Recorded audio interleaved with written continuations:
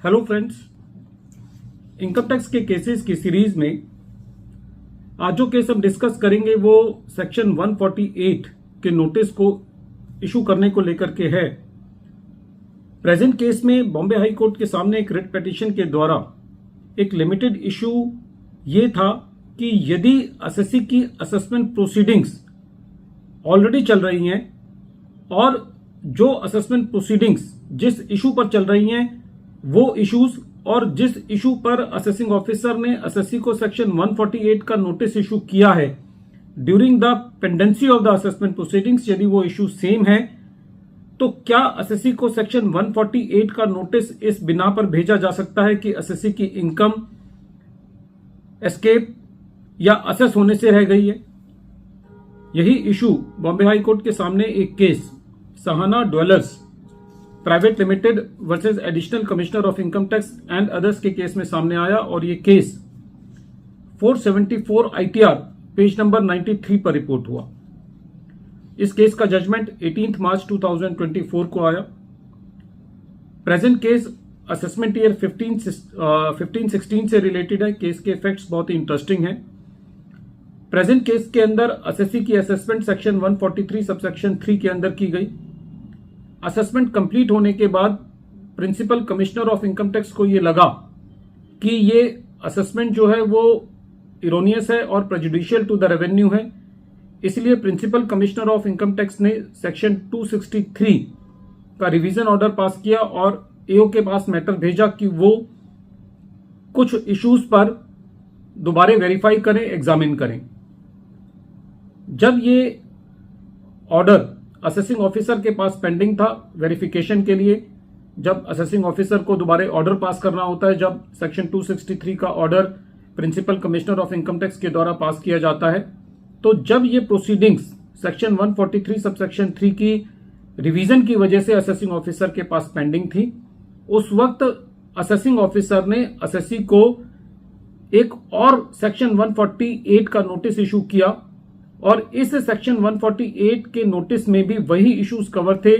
जिस इश्यूज पर assessing officer already revision की वजह से असेसमेंट को कंटिन्यू कर रहा था। एसएससी ने अपने ऑब्जेक्शंस रेज किए, असेसिंग ऑफिसर ने उन ऑब्जेक्शंस को कंसीडर नहीं किया,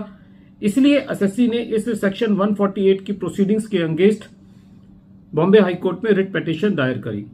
कोर्ट का यह कहना था प्रेजेंट केस के अंदर जब असेसमेंट प्रोसीडिंग्स चल रही हैं, अभी असेसिंग ऑफिसर ने असेसमेंट प्रोसीडिंग्स कंप्लीट नहीं की हैं, तो ये कैसे संभव है कि असेसिंग ऑफिसर ने ये रीजन टू बिलीव बनाए हो कि एसएससी की असेसमेंट असेस होने से रह गई है। कोर्ट का ये कहना था कि जब असेसिंग ऑफिसर ऑलरेडी असेसमेंट की प्रोसीडिंग्स के अंदर है और मोर पर्टिकुलरली प्रेजेंट केस में जो असेसमेंट प्रोसीडिंग्स के इश्यूज हैं और जो सेक्शन 148 की प्रोसीडिंग्स के इश्यूज हैं वो दोनों सेम हैं, तो ऐसे केस के अंदर यदि एसएससी को एस्केपमेंट ऑफ इनकम की वजह से सेम असेसमेंट ईयर का सेक्शन 148 का नोटिस इशू किया जाता है तो सारे फैक्ट्स एंड सर्कमस्टांसेस को देखते हुए ये नोटिस इनवैलिड है, वॉइड एब इनिशियो है और इलीगल है। फ्रेंड्स, इस केस से ये चीज निकल के आती है कि यदि जो ऑलरेडी असेसिंग ऑफिसर असेसमेंट कर रहा है उसके इश्यूज और सेक्शन 148 के रीजंस के इश्यूज सेम है, फिर ये केस डायरेक्टली अप्लाई होता है। लेकिन सपोज करो कि कोई असेसिंग ऑफिसर सेक्शन 143 सबसेक्शन 3 की असेसमेंट कर रहा है और वो लिमिटेड इश्यूज पर है और फिर उसको यदि कोई और इश्यूज मिलते हैं तो क्या असेसिंग ऑफिसर को सेक्शन 148 का नोटिस इशू करना चाहिए, या दूसरा एक ऑप्शन असेसिंग ऑफिसर के पास है कि वो सेक्शन 143 सबसेक्शन 3 की लिमिटेड स्क्रूटनी के अंदर अपने प्रिंसिपल कमिश्नर से परमिशन लाए और बाकी इश्यूज को भी कवर करे। तो यदि पूरे इनकम टैक्स एक्ट की स्कीम को देखा जाए तो ज्यादा जस्टिफाइड तरीका ये लगता है कि यदि असेसिंग ऑफिसर एक असेसमेंट कर रहा है और उसको दूसरे इश्यूज मिलते हैं तो दूसरा नोटिस भेजने की बजाय असेसिंग ऑफिसर को ड्यू प्रोसेस ऑफ लॉ को फॉलो करते हुए उसी असेसमेंट के अंदर उसको कंप्लीट करना चाहिए। इससे यह फायदा होगा कि एसएससी के लिए और रेवेन्यू के लिए एक मल्टीपल लिटिगेशन नहीं जाएगी क्योंकि यदि 2 असेसमेंट ऑर्डर पास किए जाएंगे तो एसएससी को 2 अपील फाइल करनी पड़ेंगी और रेवेन्यू के लिए भी 2 अपील उसको फाइट करनी पड़ेंगी। बहरहाल इस केस के अंदर section 143 subsection 3 red with section 263 की प्रोसीडिंग्स ऑलरेडी बोर्ड पर होते हुए एसएससी को सेक्शन 148 का नोटिस इशू करना बॉम्बे हाई कोर्ट के द्वारा ये as per provisions of law नहीं है। वीडियो के अंत में एक बार फिर मैं केस का नाम रिपीट कर रहा हूं। केस का नाम है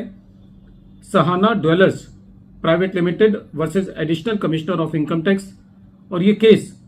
474 ITR पेज नंबर 93 पर रिपोर्ट हुआ। इस केस का जजमेंट 18 मार्च 2024 को आया और ये मैटर बॉम्बे हाई कोर्ट ने डिसाइड किया। Thank you friends.